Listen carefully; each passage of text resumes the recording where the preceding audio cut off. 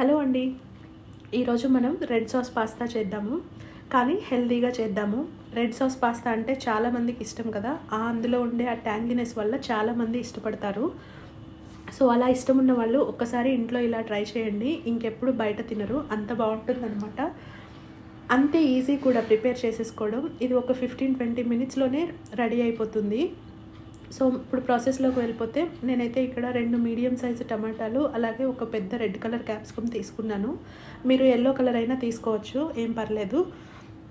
అవి vegetables cut చేసి పక్కన పెట్టేసుకొని, స్టవ్ మీద ఒక ప్యాన్ పెట్టేసి అందులో 2 స్పూన్స్ ఆయిల్ వేసి, అది వేడెక్కిన తర్వాత కట్ చేసుకున్న వెజిటేబుల్స్ వేసేసి, ఆ తర్వాత ఒక 5-6 వెల్లుల్లిపాయలు పొట్టు తీసి అందులోనే వేసేసుకొని, అందులోనే కొంచెం సాల్ట్, కొంచెం పసుపు, అలాగే ఒక స్పూన్ సాల్ట్ కూడా వేసేసుకొని ఒక్కసారి కలిపేసి మూత పెట్టేశాను.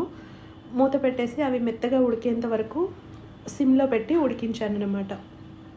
అవి వెజిటేబుల్స్ ఉడికేలోగా మనం పాస్తా కూడా బాయిల్ చేసుకుందాము. పాస్తా ప్రెషర్ కుక్కర్లో బాయిల్ చేస్తే త్వరగా కుక్ అయిపోతుంది. నేనైతే ప్రెషర్ కుక్కర్లో ఒక గ్లాసు వాటర్ వేసుకొని, అందులో కొంచెం సాల్ట్, కొంచెం ఆయిల్ వేసేసుకొని, వాటర్ బాయిలింగ్కి వచ్చిన తర్వాత పాస్తా ఎంత కావాలో అంత వేసుకున్నాను. ఈ పాస్తాని 3 విజిల్స్ వచ్చే వరకు ఉడికిస్తే సరిపోతుంది. అంటే ఒక విజిల్ వచ్చిన తర్వాత స్టవ్ని సిమ్లో పెట్టేసి ఇంకొక 2 విజిల్స్ రానివ్వాలి. అప్పుడు కరెక్ట్గా ఉడుకుతుంది పాస్తా. ఆ తర్వాత నేను బాయిల్ చేసుకున్న వెజిటేబుల్స్ చల్లారనిచ్చి అవి గ్రైండర్లో వేసి మెత్తగా పేస్ట్ చేసేసుకున్నాను. ఆ తర్వాత ఒక ప్యాన్ స్టవ్ మీద పెట్టేసి అందులో 1 స్పూనే నెయ్యి వేసాను నేను. మీరు బటర్ అయినా యూస్ చేసుకోవచ్చు. అందులో తరుక్కున్న వెల్లుల్లిపాయలు ఒక 5-6 వేసేసి, అందులోనే నేను గ్రైండ్ చేసిన పేస్ట్ కూడా వేసేసి ఒక 2 మినిట్స్ ఫ్రై చేశాను అనమాట. అవి ఫ్రై అయిన తర్వాత బాయిల్ చేసిన పాస్తా నేను ఆ వాటర్తోనే వేశాను. ఎందుకంటే నేను తక్కువ వాటర్తో బాయిల్ చేశాను కనుక ఎక్కువగా లేవన్నమాట వాటరు. ఒకవేళ మీరు ఎక్కువ వాటర్ ఉంటే అవి స్ట్రెయిన్ చేసేసి ఓన్లీ పాస్తా వేసుకోండి.